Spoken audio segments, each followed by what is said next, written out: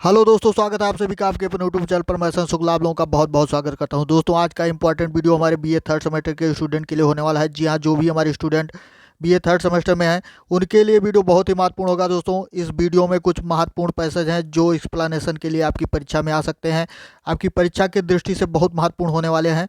तो उस तरह के महत्वपूर्ण पैसेज को इस वीडियो में इंक्लूड किया गया है। वीडियो को अंत तक जरूर देखिएगा दोस्तों, बहुत ही महत्वपूर्ण है आपके लिए।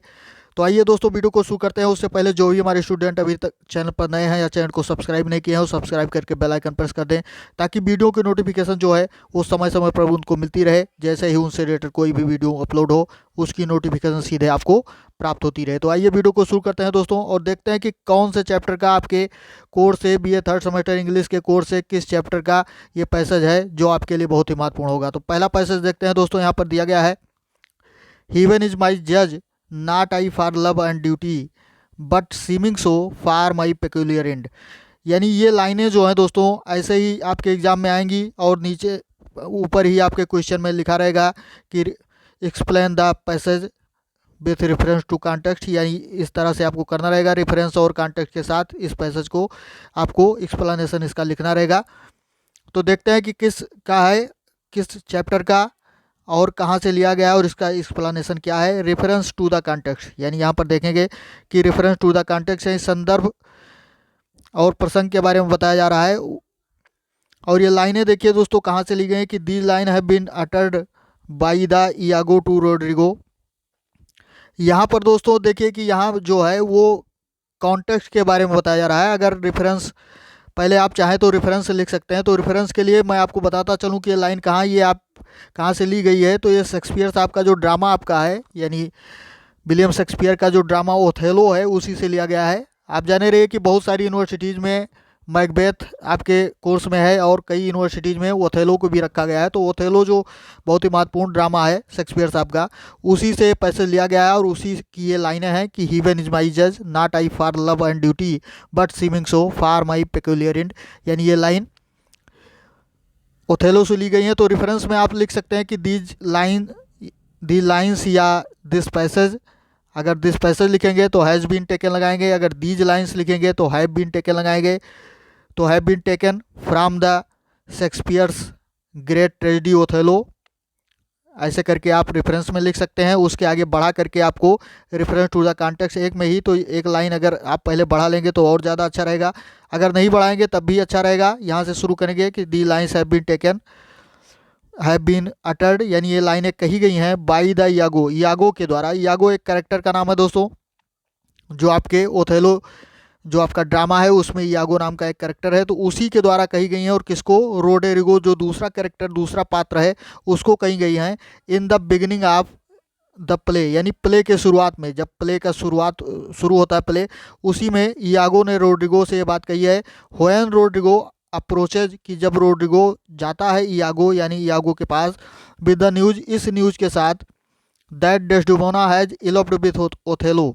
यानी कि डेस्डेमोना जो नाटक की हीरोइन है, इस प्ले की जो हीरोइन है डेस्डेमोना, वो इलप्ड विथ ओथेलो अर्थात ओथेलो के साथ भाग गई है। कहने का मतलब कि जब रोड्रिगो यागो के पास ये बात बताने के लिए जाता है, न्यूज़ देने के लिए जाता है, तब जो है यागो ये बात रोड्रिगो को कहता है। आगे देखिए, in order to be fool Roderigo, यानी रोड्रिगो को मूर्ख बनाने के लिए यागो टेल्स हिम, यागो उसको बताता है दैट ही हेट्स ओथेलो, कि वो ओथेलो से नफरत करता है।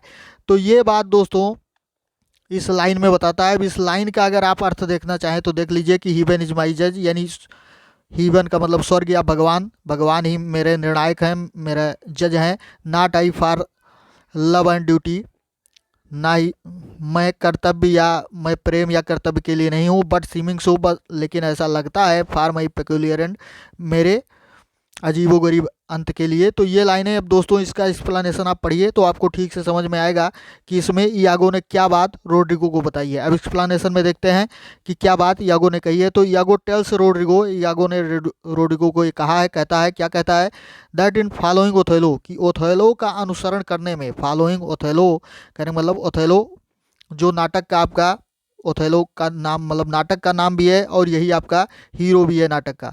तो ओथेलो जो है उसका अनुसरण करने में ही फॉलोज, वो अनुसरण तो करता है बट हिमसेल्फ, केवल अपने आप का, यानी ठीक तरह से उसका अनुसरण नहीं करता, वो अनुसरण करता है लेकिन अपने आप का। इन ट्रूथ, वास्तव में he does not love his journal, वो अपने जर्नल से प्रेम नहीं करता। जर्नल का मतलब ओथेलो है दोस्तों। आगे देखते हैं, आगे यागो क्या कहता है। He rather holds him in hate, वास्तव में उनसे क्या करता है, घृणा करता है। He appears to be loving and dutiful, वो उसके प्रति प्रेम पूर्वक या कर्तव्यनिष्ठ दिखने की जो दिखता है टू ओथेलो, ओथेलो के प्रति, in order to serve his some ulterior motive, यानी इस क्रम में, यानी इसलिए कि वो कुछ अपने जो उसके अल्टेरियर मोटिव अर्थात गुप्त मोटिव है, उद्देश्य हैं, उनको पूरा करने के लिए, उनको पूरा करने के लिए वो ओथेलो से प्रेम पूर्वक रहता है या उसका कर्तव्यनिष्ठ बना रहता है। आगे देखते हैं, ओनली गॉड नोज, आगे यागो बताता है कि केवल भगवान जानता है। आगे देखते हैं,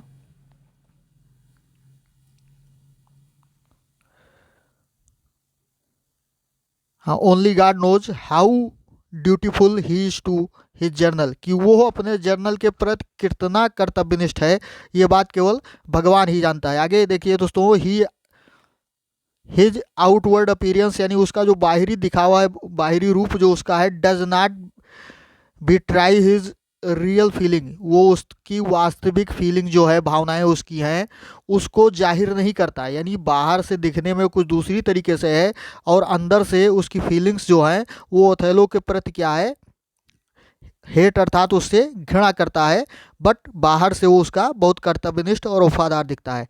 अब यहाँ पर नोट या क्रिटिकल कमेंट में आगे देख लीजिए कि क्या लिखा हुआ है कि Iago is not what he appears, यानी इयागो नहीं है जो कि वो दिखता है, टू बी फ्रॉम आउटसाइड, यानी जो बाहर से जैसा वो दिखता है वैसा वो वास्तव में है नहीं। आगे देखते हैं, ही हैज़ सम मोटिव, उसका कुछ उद्देश्य है, फॉर हेटिंग ओथेलो, ओथेलो से जो वो नफरत करता है, उस नफरत के लिए उसका कुछ मोटिव है, कुछ उद्देश्य है, but he is not very clear about, लेकिन वो इसके बारे में एकदम से स्पष्ट नहीं है, यानी इस बात को एकदम स्पष्ट नहीं करता है। He is very secretive and concealing, कहने का मतलब कि वो बहुत ही रहस्यमय तरीके का व्यक्ति है और बहुत अपने मतलब अंदर की भावनाओं को छुपाने वाला व्यक्ति है। आगे देखते हैं कि the line reveal the truth about character of Iago, यानी ये लाइनें जो हैं वो, यानी ऊपर की लाइनें जो थी वो लाइनें क्या करती हैं कि जो उसका यागो का कैरेक्टर है, उसका चरित्र जो है उसके बारे में, यानी उसकी सत्यता को प्रकाशित करती हैं, यानी उसके कैरेक्टर को बताती हैं कि इस तरह का व्यक्ति है। तो ये दोस्तों बहुत ही महत्वपूर्ण पैसेज था। अगला पैसेज देखते हैं दोस्तों कौन सा इंपॉर्टेंट है, जो आपके वीडियो में इंक्लूड है और आपकी परीक्षा के लिए, आपके कोर्स के लिए बहुत ही महत्वपूर्ण हो सकता है आपके लिए। तो आइए देखते हैं। दूसरा स्टेंजा है दोस्तों, या दूसरा पैसेज आपका है, I fetch my life and being from man of royal siege and my demerits may speak unbonneted to as proud a fortune as this that I have reached, यानी ये लाइनें हैं दोस्तों। अब ये लाइनें किसके द्वारा कही गई हैं और कब कही गई हैं, ये बात आप देख लीजिए। रेफरेंस टू द कॉन्टेक्स्ट, यानी सबसे पहले आप यही काम करेंगे, आप एग्जाम में यही काम करेंगे, सबसे पहले इसका रेफरेंस लिखेंगे।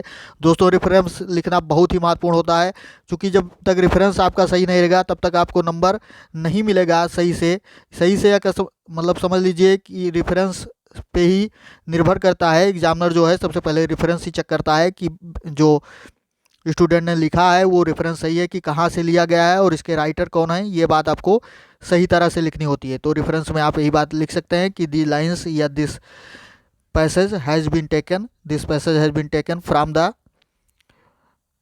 ड्रामा या great tragic drama Othello written by William Shakespeare, ऐसे भी लिख सकते हैं आप।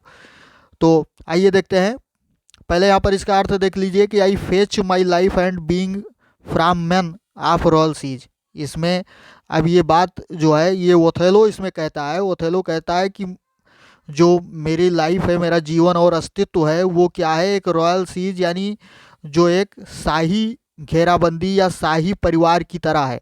यानी कहने का मतलब कि मैं जो है, मेरा जीवन जो है एक शाही परिवार से ताल्लुक़ रखता है। एंड माई डिमेरिट्स, डिमेरिट दोस्तों यहाँ डीमेरिट का मतलब इस स्टेंजा इस पैसेज में डीमेरिट का मतलब मेरिट है, वैसे डीमेरिट का मतलब अवगुण होता है, लेकिन मेरिट का मतलब गुण होता है, तो जाने रहिए। तो यहाँ पर शेक्सपियर साहब ने इस शब्द का प्रयोग जो है, आगे आपको नोट में ये चीज़ मिल जाएगा कि इस शब्द का प्रयोग शेक्सपियर साहब ने मेरिट अर्थात गुण के लिए किया है। तो ओथेलो बताता है कि मेरा गुण जो है, may speak unbonneted to as proud, यानी जो मतलब मेरा जो गुण है वो ये बात की घोषणा करता है या ये बात बता सकता है, as proud a fortune as this that I have read, यानी जो भी मैंने प्राप्त किया है वो मेरे गुण के बदौलत जो है, यानी जो मेरे अंदर टैलेंट था उसके बदौलत मैंने प्राप्त किया है। क्या चीज़ प्राप्त किया है दोस्तों, वैसे आप एक्सप्लेनेशन में पूरी बात समझेंगे कि कौन कौन सी चीज़ें प्राप्त, या जो आनर सम्मान, या जो डेस्डिमोना से वो मतलब शादी करता है, डेस्टिमोना को प्राप्त करता है, तो इस बात के लिए वो बताता है कि ये मेरे गुणों के बदौलत है। तो आगे देखते हैं। अब रेफरेंस टू द कॉन्टेक्स्ट देख लीजिए दोस्तों, अर्थात संदर्भ प्रसंग।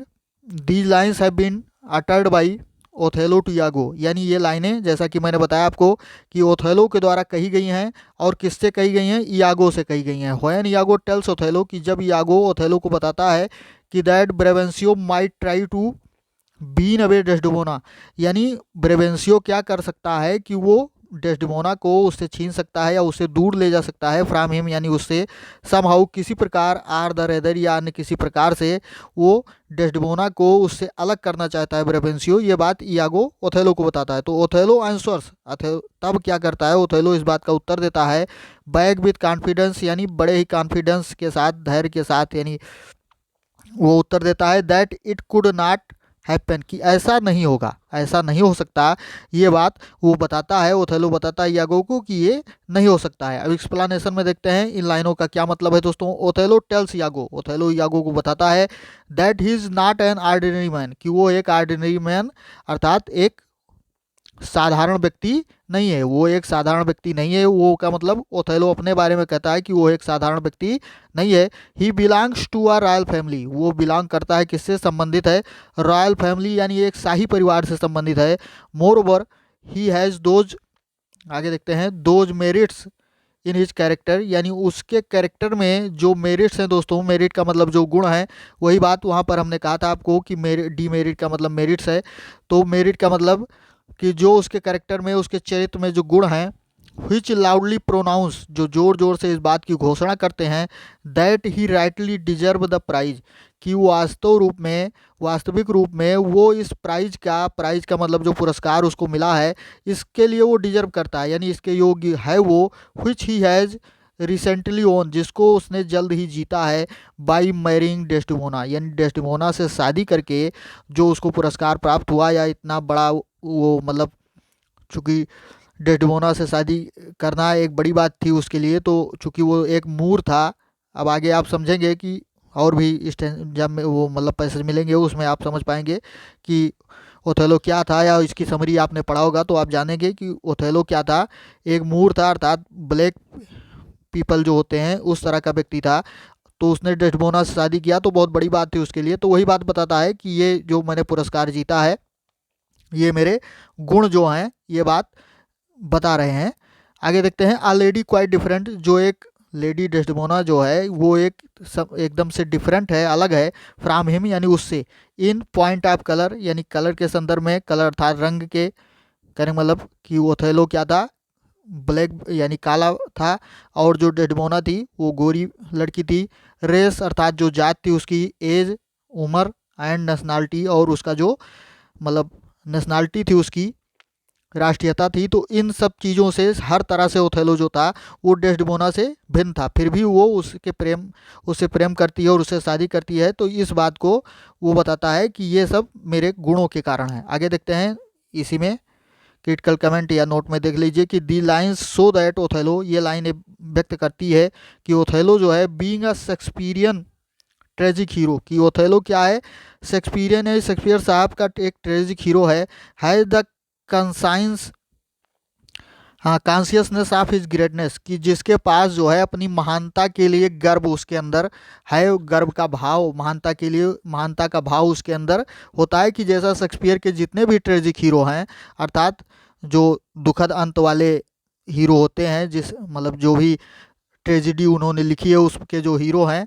तो सारे में इसी तरह का कुछ गुण होता है। आगे देखते हैं कि दो ही इज अ मूर, आगे वही बात जैसा कि पहले मैंने आपको बताया कि वो एक मूर है, एट ही फील्स, फिर भी वो इस बात का अनुभव करता है that he is not less than a king or a prince, कि वो एक किंग से, किंग का मतलब राजा से या प्रिंस राजकुमार से वो लेस नहीं है, अर्थात उससे कम नहीं, यानी स्वयं को एक राजा राजकुमार की तरह ही मानता है।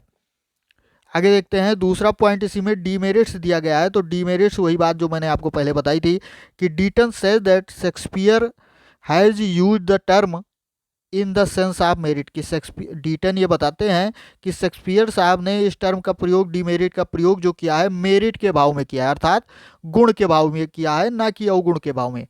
आगे देखते हैं दोस्तों अगला स्टेंजा देखते हैं कि कौन सा महत्वपूर्ण स्टेंजा है जो आपके लिए इंपॉर्टेंट है।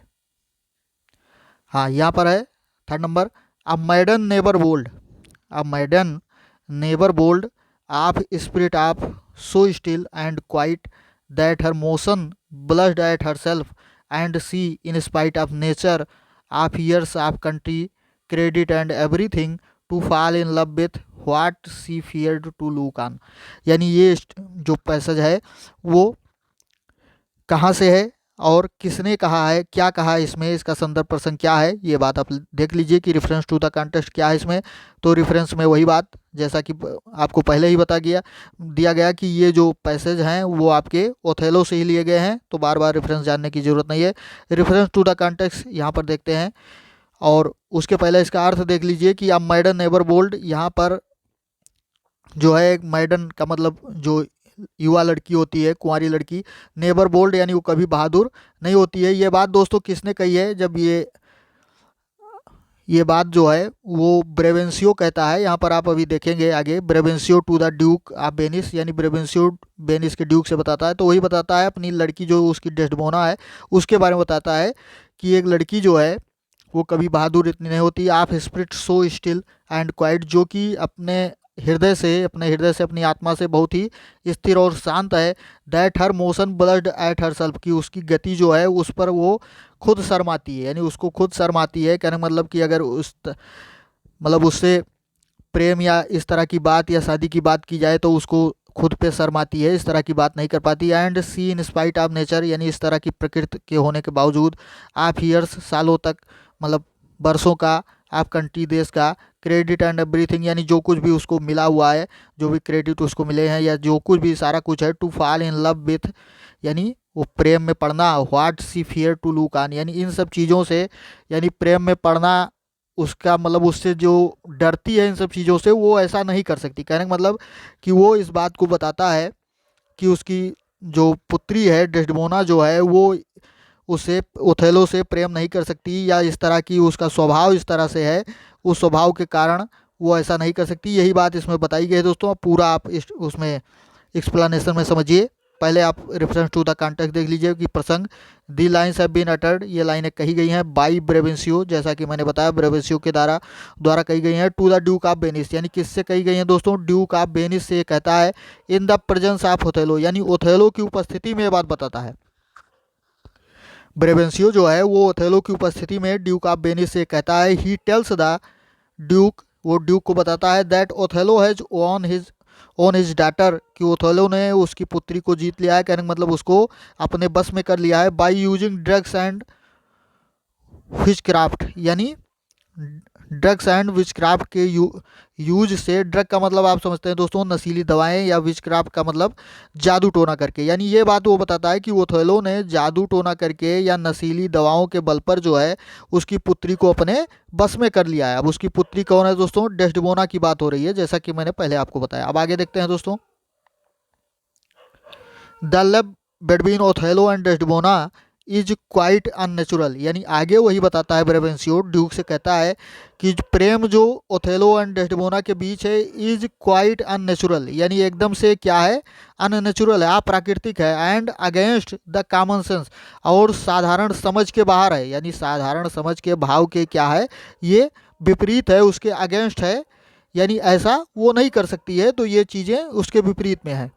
आगे देखते हैं एक्सप्लेनेशन में, व्याख्या समझते हैं क्या चीज़ है कि Brabantio tells the duke, Brabantio tells duke को बताता है दैट हिज डॉटर की उसकी पुत्री has never been so pert or forward or bold, यानी इतनी मतलब आप कह सकते हैं कि उपद्रवी टाइप की या फॉरवर्ड बहुत आगे टाइप की या बहादुर जो है, बहादुर इतनी नहीं हो सकती, यानी इस तरह की स्वभाव की नहीं है बहुत बहादुर या बोल्ड, मतलब आप कह सकते हैं इस स्वभाव की नहीं है। To take such a desperate step की इस तरह का अपमानजनक वो कदम उठाए, वो ऐसा नहीं कर सकती। As to defy her culture and conventions, यानी वो अपनी कल्चर एंड कन्वेंशंस यानी उसकी जो संस्कृति और परंपराएं हैं उसके विपरीत जाने की हिम्मत जो है उसके अंदर नहीं है। कहने का मतलब कि ये बात वो बताता है ब्रेवेंशियो ड्यूक को कि मेरी पुत्री जो है वो कभी भी इस तरह का कदम नहीं उठा सकती, वो या इस तरह की वो लड़की नहीं है कि जो अपने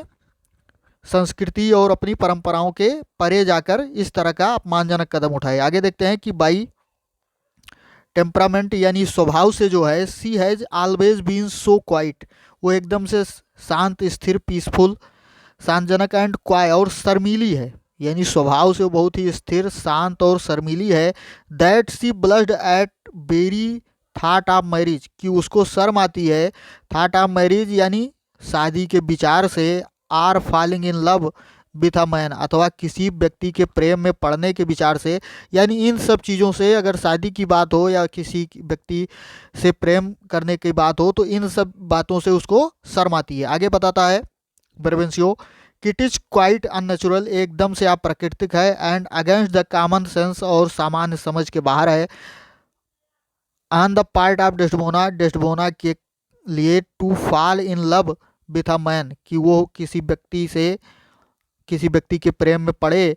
आप अगली एंड रिपल्सिव अपीरियंस, यानी एक कुरूप और भद्दे व्यक्ति के प्रेम में पड़े, ये जो बात है वो एकदम कॉमन सेंस के विपरीत है डेस्डेमोना के लिए। And different from her age, जो कि क्या है कि उसका रूप रंग जो है वो भी बहुत ही कुरूप और भद्दा टाइप का है देखने में। ओथेलो की बात बताता है दोस्तों, ओथेलो के बारे में बताता है कि जो कि उसका रूप रंग है बहुत भद्दा टाइप का है। And different from her age, और एज में भी उससे भिन्न है, साथ डेस्डेमोना से एज में भी वो अलग है। नेशनलिटी यानी उसकी राष्ट्रीयता भी अलग है।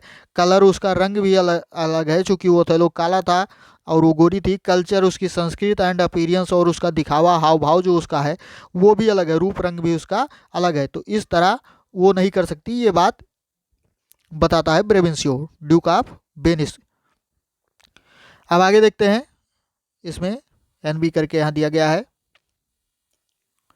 कि the explanation which AC Bradley offers for the love between Othello and Desdemona is that Desdemona was passing from her girlhood to womanhood, and she wanted a strong man to take her out of the four walls of the house of her father।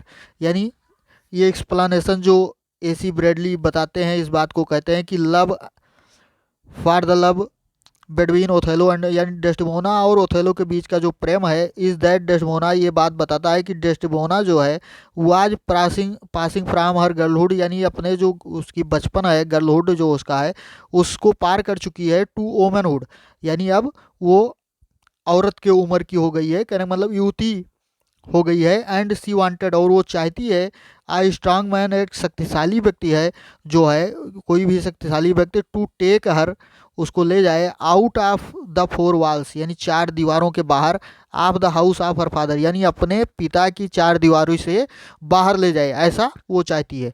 अब आगे देखते हैं अगला stanza, अगला दोस्तों passage कि कौन सा इंपॉर्टेंट पैसेज है। She loved me for the dangers I had passed and I loved her that she pitied them, this only is the witchcraft I have used। यानी ये लाइनें दोस्तों कहाँ की हैं ये आप समझ लीजिए। रेफरेंस टू द कॉन्टेक्स्ट नीचे दिया गया है, पहले इसको समझ लीजिए फिर आपको इसका अर्थ बताता हूँ। तो रेफरेंस टू द कॉन्टेक्स्ट यानी संदर्भ प्रसंग यहाँ पर देखते हैं कि the lines have been uttered, ये लाइनें कही गई हैं बाय द ओथेलो, ओथेलो के द्वारा कही गई हैं। To the Duke of Venice यानी ड्यूक ऑफ वेनिस से बातें कही गई हैं। In the presence of Brabantio यानी ब्रेवेंशियो की उपस्थिति में ओथेलो ड्यूक ऑफ वेनिस से बात कहता है। हु चार्ड ब्रेवेंसियो ने चार्ज किया है, उसको आरोप लगाया है ओथेलो को कि with using drugs and magic to woo Desdemona, यानी ड्रग्स और जादू टोने के द्वारा ओथेलो ने डेस्डेमोना को अपने बस में कर लिया है। ये इस बात का आरोप जो है वो ब्रेवेंसियो जो है वो लगाता है ओथेलो के ऊपर। तब ओथेलो जो है ये बात, ये लाइन जो स्टेंजा यहाँ पर ये पैसा जो दिया गया है, ये बातें जो है तब ओथेलो कहता है ड्यूक ऑफ वेनिस से बताता है। क्या बताता है कि she loved me for the dangers, वो मेरे जो खतरे हैं, कहने का मतलब आई हैड पास्ड, यानी जिन खतरों से मैं गुजरा हूँ, कहने का मतलब कि जो भी उसने महान कार्य किए थे अपने, जो युद्ध लड़े थे, ये सारी बातें जब वो उसको बताता है डेस्डेमोना को, तो वो बताता है कि इन्हीं से वो मुझसे प्रेम करती है, यानी इन्हीं बातों के लिए वो मुझसे प्रेम करती है।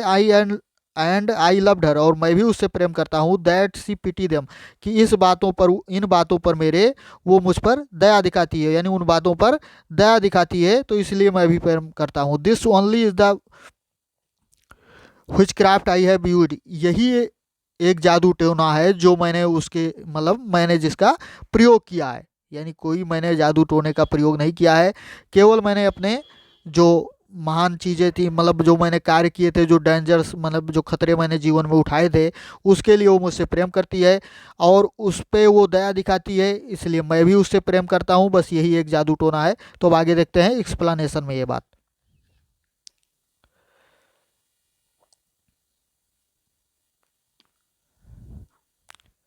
हाँ, यहाँ से देखिए कि Othello tales the Duke, Othello Duke को बताता है, एंड ब्रेवेंसियो, और ब्रेवेंसियो को बताता है that he is not used any drug and which craft, यानी उसने ना ही किसी ड्रग का प्रयोग किया है, नशीली दवा का प्रयोग, ना ही किसी जादू टोने का प्रयोग किया गया है। To charm the heart and mind of Desdemona, यानी to charm the heart and mind of Desdemona, यानी डेस्डेमोना के हृदय, उसके दिल और दिमाग को जीतने के लिए उसने कोई भी जादू टोने का प्रयोग या किसी ड्रग्स का प्रयोग नहीं किया है उसको आकर्षित करने के लिए। He was a regular visitor to the house of Brabantio, यानी वो ब्रेवेंसियो के घर प्रतिदिन जाता था, रेगुलर विजिटर था, यानी रोज जाता था उसके पास, उसके घर जाता था। ड्यूरिंग हिज विजिट, यानी अपनी यात्रा के दौरान, करें मतलब जब उसके घर जाता था तो उसके दरमियान ही यूज टू टेल डेस्डेमोना, वो डेस्डेमोना को बताया करता था, क्या बताता था, the stories of it dangers, यानी उसके जो खतरे थे, उसकी कहानियाँ जो हैं, डेंजर्स एडवेंचर्स, यानी जो उसकी खतरनाक यात्राएं थी, उनके बारे में वो, उनकी कहानियों के बारे में वो डेस्डेमोना को बताता था। डेस्डेमोना इन टर्न, डेस्डेमोना उसके बदले पिटीड हिम, उस पर दया दिखाती थी, for facing life taking dangers, यानी जीवन छीण कर देने वाला जो खतरा था, अर्थात कहने मतलब कि जिस खतरनाक काम में जान भी जा सकती है, तो इस तरह के खतरों का सामना करने पर वो उस पर क्या करती है, दया दिखाती है। इस तरह की बातें जब ओथेलो उसको बताता है तो डेस्डेमोना उस पर दया दिखाती है। And fail in love with him, और उससे प्रेम में, यानी उसके प्रेम में पड़ जाती है। ये बात ओथेलो बताता है। दिस वाज द मैजिक, यही एक जादू था, he used to charm her heart and mind, जिसका प्रयोग उसने किया उसके मन और दिल को जीतने के लिए, उसको आकर्षित करने के लिए जिसका प्रयोग किया था, यही एक जादू था। ये बात ओथेलो जो है बताता है उन दोनों को कि और किसी जादू टोने का प्रयोग मैंने नहीं किया, बस यही केवल बात थी कि मैं जाता था और अपनी खतरनाक यात्राओं के बारे में, अपने युद्धों के बारे में उसको बताता था, जिससे उसको मेरी वीरता के बारे में समझ के उससे प्रेम हो गया। आगे देखते हैं, एनबी करके दिया गया है, क्रिटिकल कमेंट या नोट में समझ सकते हैं। Othello puts up a strong defense against the charge of Brabantio in order to save himself from the clutches of the law of the land, यानी ये बात क्या है दोस्तों कि ओथेलो पुश अप आ स्ट्रांग डिफेंस, ओथेलो क्या करता है, एक मजबूत, एक शक्तिशाली डिफेंस रखता है against the charge of Brabantio, यानी ब्रेवेंसियो का जो आरोप था, उस आरोप के विपरीत जो है, यानी उससे बचाव करने के लिए, in order to save himself, यानी उससे अपने आप को बचाने के लिए वो एक मजबूत डिफेंस प्रस्तुत करता है। फ्राम द, किससे बचाने के लिए दोस्तों, कि फ्राम द क्लूचेज ऑफ ला, यानी ला के कानून के चंगुल से बचने के लिए, ऑफ द लैंड, यानी उस जगह के, उस देश के कानून के चंगुल से बचने के लिए वो क्या करता है, एक ठोस जो है डिफेंस प्रस्तुत करता है। आगे देखते हैं दोस्तों अगला पैसेज क्या है। I saw Othello's visage in his mind and to his honours and his valiant parts did I my soul and fortunes consecrate. यानी ये बात जो है ये किसने कहा है, ये आप देखिए, पहले देख लीजिए कि किसने कहा है, फिर आप उसका अर्थ समझिए। Reference to the context the lines have been spoken by Desdemona, यानी ये लाइनें जो हैं वो डेस्डेमोना के द्वारा कही गई हैं। To the Duke of Venice, यानी ड्यूक ऑफ वेनिस से बात कही गई है। She request the duke to allow him to accompany Othello to Cyprus, यानी वो ड्यूक से रिक्वेस्ट करती है, प्रार्थना करती है कि उसको अलाउ करे, उसको अनुमति प्रदान करे टू ए कंपनी ओथेलो के साथ जाने के लिए, टू साइप्रस जाने के लिए वो उसको अनुमति दे। बिकॉज सी मैरिड हिम, क्योंकि उसने उससे शादी किया है। Against the convention of her culture, यानी अपनी संस्कृति की परंपराओं से विपरीत जाके उसने उससे शादी करी है, अर्थात ओथेलो से शादी करी है। Just to live with him, यानी उसके साथ रहने के लिए। तो इस बात के लिए वो क्या करती है, उससे अनुमति मांगती है और वो बताती है कि उसने उससे प्रेम क्यों किया है, ये बात इसमें बताती है। तो अर्थ देख लीजिए कि आई सा ओथेलो, वो बताती है ओथेलो के बारे में, ड्यूक से बताती है डेस्डेमोना कि मैं ओथेलो का चेहरा जो है अपने मन में देखती हूँ, यानी उसकी अच्छाइयों को अपने मन में देखती हूँ। एंड टू हिज ऑनर्स, और उसका सम्मान जो है, उसके प्रति सम्मान है। And his valiant parts of did I my soul and fortune consecrate, और ये बताता है कि मतलब ये बात बताती है कि उसकी जो मतलब अच्छाइयाँ हैं वो चीज़ मेरे मन में दिखाई पड़ती हैं, ना कि जो उसकी मतलब उसका हाव भाव था, देखने का जो उसका रूप रंग था या जाति, ये सारी चीज़ें मैंने उसमें नहीं देखी, बस उसकी अच्छाइयाँ केवल मन में मेरे बसी। इसीलिए मैंने जो है अपना जो भविष्य था उसमें देखा और उससे शादी की, ये बात बता दी। एक्सप्लेनेशन में देखिए कि द कोर्स सी अडॉप्टेड, जो कार्य उसने किया है, and the way she challenge, और वो तरीका जो चैलेंज करती है हर फॉर्च्यून्स, अपने भाग्य को चैलेंज करती है, चुनौती देती है। एंड डिफाइड हर फादर, और अपने पिता की बातों की अवहेलना करती है। प्रोक्लेम्स, यहाँ पर proclaims to the world loudly, और संसार को क्या करती है, जो मतलब बड़े ही स्पष्ट तरीके से उद्घोषणा करती है, इस बात को बताती है, घोषणा करती है। That she gave her heart, कि उसने क्या किया है, अपना दिल दिया, मतलब दे दिया है, या कहने मतलब अपना मन उसको दे दिया किसको, टू ओथेलो को। नॉट फॉर हर आउटवर्ड, यानी उसके आउटवर्ड क्वालिटीज जो उसकी हैं, यानी उसकी बाहरी क्वालिटीज जो हैं, इसके लिए उसने ओथेलो से प्रेम नहीं किया है। ओथेलो से उसने इसलिए प्रेम नहीं किया है, but for his honours he enjoyed and his bravery, किसके लिए दोस्तों, उसका जो सम्मान था, उसके सम्मान और जो उसने इंजॉय किया और जो उसकी बहादुरी थी, वीरता या उसके कार्य जो थे, इसके लिए वो उसको प्रेम करती है। सी सा ओथेलोस फेस इन हिज माइंड, वो बताती है कि ओथेलो का चेहरा मैं अपने मन में देखती हूँ, ये बात डेस्डेमोना बताती है ड्यूक से। आगे देखते हैं दोस्तों। सी इग्नोर्ड हर आउटवर्ड अपीयरेंस, और आगे वो बताती है कि उसने क्या किया कि जो उसका बाहरी दिखावा था, बाहरी रूप रंग था, उसको उसने क्या किया, और इग्नोर कर दिया, यानी नज़रअंदाज कर दिया। In preference to his virtue of mind and heart, यानी उसके माइंड और हार्ट, कहने का मतलब कि दिल, मतलब दिमाग और दिल की, यानी जो हृदय की अच्छाइयाँ थीं, जो वर्च्यूज़ थे, उसकी तुलना में क्या किया, उसकी प्रेफरेंस में उसने क्या किया कि उसका जो बाहरी दिखावा था, आउटवर्ड अपीयरेंस था, यानी रूप रंग जो उसका था, उसको उसने इग्नोर कर दिया। अब आगे देखते हैं एनबी में क्या किया गया है कि the lines answer the question why Desdemona loved Othello, यानी ये लाइनें जो हैं इस बात का आंसर है कि डेस्डेमोना ओथेलो से प्रेम क्यों करती थी। She fell in love with him, वो उसके प्रेम में पड़ गई। On account of his virtues, उसके अच्छाइयों के कारण, उसके गुणों के कारण। आप हार्ट एंड माइंड, यानी उसके दिल और दिमाग की जो उसकी अच्छाइयाँ थी, गुण थे, इसके कारण वो उसके प्रेम में पड़ गई। सी इग्नोर्ड हिज ब्लैक अपीयरेंस, उसने जो उसका जो काला चेहरा था, काला रूप था, उसको उसने क्या किया, इग्नोर कर दिया, नज़रअंदाज कर दिया। She saw his fair face in his mind, उसने अपने मन में उसका गोरा चेहरा देखा, कहने का मतलब कि उसकी अच्छाइयाँ उसने उसने अपने मन में देखी, डेस्डेमोना ने ओथेलो की अच्छाइयाँ अपने मन में देखी। तो ये दोस्तों बहुत ही महत्वपूर्ण स्टेंजा है वो बहुत ही महत्वपूर्ण पैसेज थे जो आपके लिए बहुत ही इंपॉर्टेंट है। अगर वीडियो में जानकारी अच्छी लगी हो तो लाइक ज़रूर करें दोस्तों, अपने दोस्तों को शेयर ज़रूर करें और कमेंट बॉक्स में आप अपने विचार टाइप कर सकते हैं।